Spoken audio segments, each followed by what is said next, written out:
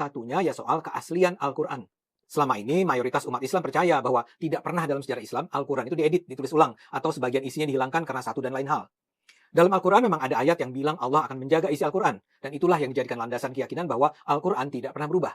Saya pun dulu berpikiran dan meyakini itu. Tapi kini setelah saya baca banyak buku, mendengar diskusi, bertukar pikiran, saya tiba pada kesimpulan bahwa Al-Quran sangat mungkin mengalami perubahan. Mungkin, atau hampir pasti menurut keyakinan saya, Al-Quran tidak berubah secara substantif, tapi bahwa di sana-sini ada editan, koreksian, atau bahkan ada yang dihilangkan mungkin saja terjadi. Sampai di sini saya akan mengingatkan dulu nih, video saya ini hanya pantas ditonton oleh mereka yang bersedia membuka pikiran dan bisa menahan diri untuk menerima argumen yang berbeda dari apa yang selama ini mereka yakini.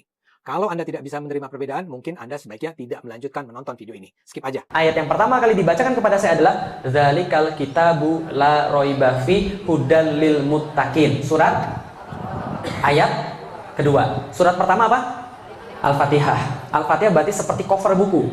Lalu kemudian surat kedua Al-Baqarah, kata pengantar. Ayat pertama Al-Baqarah, alif.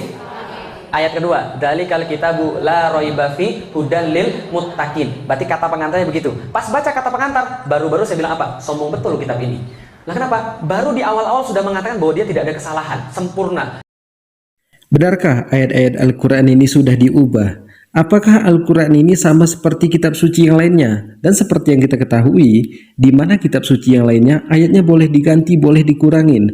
Kalau ayat ini terlalu merepotkan, ayatnya boleh dihapus. Siapa sebenarnya Adi Armando ini? Kenapa selalu mengundang kontroversi? Bahkan sangat sensitif terhadap agama Islam. Adi Armando ini pernah memberikan penjelasan perintah sholat di dalam Al-Quran hanya 3 kali dalam satu hari. Dan Adi Armando juga pernah memberikan penjelasan agar umat Islam itu tidak menghafal Al-Quran di zaman sekarang ini. Karena semuanya sudah terekam di dalam internet. Jadi katanya umat Islam itu tidak perlu lagi menghafal Al-Quran. Apa tujuan dari Adi Armando ini?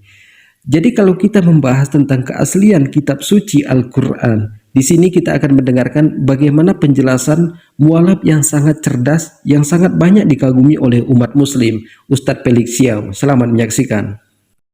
Ustadznya masih muda, pecinya sederhana, baju kokonya sederhana, tapi anehnya adalah yang dia omongkan tentang Islam itu sangat berkaitan dengan dunia. Bahkan dia paham dunia sama seperti dia paham akhirat. Saya tertarik pembicaraan ini, karena sebelumnya saya nggak pernah mendengar yang kayak begini. Saya tertarik, saya bilang, Kang, kita lanjut pembicaraannya. Dia bilang, boleh, datang ke rumah saya, datang ke kos-kosan saya minggu depan, kamu bawa Alkitab, saya bawa Al-Quran. Kita diskusi tentang siapa Tuhan, langsung dari buku petunjuk yang sebenarnya. Saya bilang, saya nggak usah bawa Alkitab ya. Lah kenapa? Saya nggak percaya lagi dengan Alkitab. Kita bahas tentang Al-Quran. Minggu depan, kita bahas tentang Al-Quran.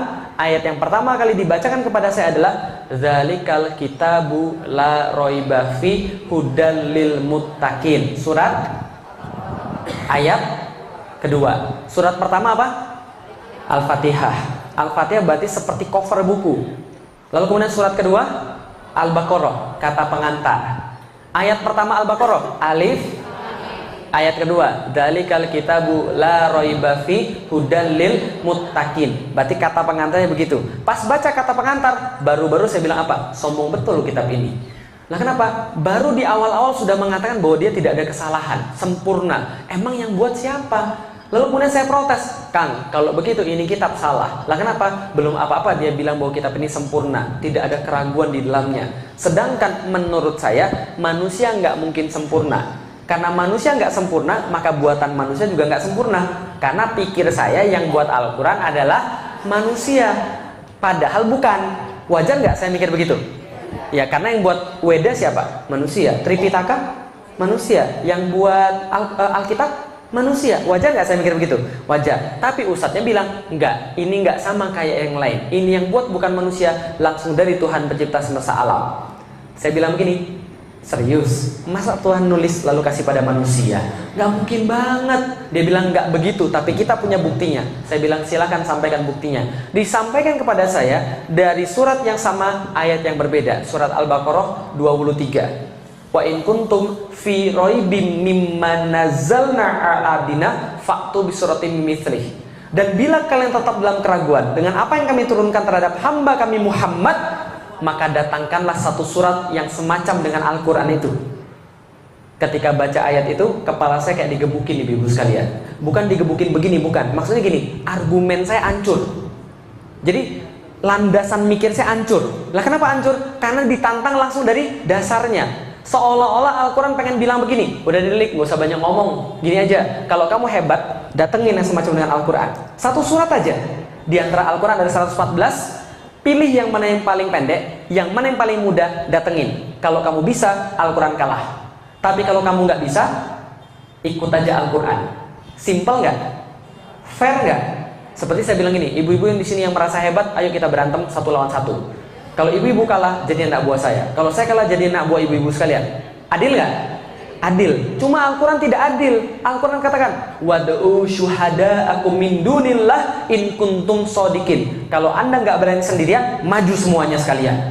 Coba ditantangin seluruh manusia. Seluruh manusia ditantangin Al-Quran, suruh buat satu surat yang semacam dengan Al-Quran, walaupun yang paling pendek, sampai sekarang bisa atau enggak? Ketika saya baca itu, saya kaget loh, saya bilang sama ustadznya, ini benar nggak ada yang bisa mendatangkan yang semacamnya? Ustadznya bilang, silakan cari aja. Saya mikir begini, ini surat turun 1400 tahun yang lalu. Kalau ada orang yang bisa, tentu dari dulu sudah dilakukan. Ternyata setelah saya cari, betul nggak ada. Akhirnya apa yang saya pikir? Ini segel ini. Paham ibu sekalian? Ini segel dari pabrik ini. Maka saya bilang, Tuhan saya namanya Allah, Rasul saya namanya Muhammad, dan agama saya Islam. Lah kenapa? Karena saya punya bukti sekarang yang enggak saya dapat ketika di agama-agama yang lain. Saya punya bukti, maka saya masuk Islam. Bisa dipahami ibu sekalian? Nah, ini penting betul. Lah kenapa? Al-Quran itu segel. Nih, coba kita lihat ibu-ibu sekalian. Kalau kita lagi jalan di jalan, ada polisi berhentiin, berhenti nggak? Kenapa berhenti? Karena polisi. Tahu dari mana kalau dia polisi? Seragam. Selain seragam apa lagi? Buktinya apa lagi? Kartu petunjuk, ada peluit, ada kemudian ya pengenal lah bahwa dia adalah polisi. Betul begitu? Berarti setiap petugas pasti punya bukti. Betul? Rasul itu petugas atau bukan? Petugas. Petugasnya siapa? Turun ke dunia, bawa bukti nggak? Kalau dia dari Allah, apa buktinya? Bukan. Setiap nabi-nabi buktinya apa namanya? Mujizat. Mujizat artinya bukti. Mujizat artinya bukti. Salah. Mujizat artinya keajaiban. Salah. Mujizat artinya, ingat baik-baik, mujizat asal katanya ajaza. Ain jim za. Itu asal katanya.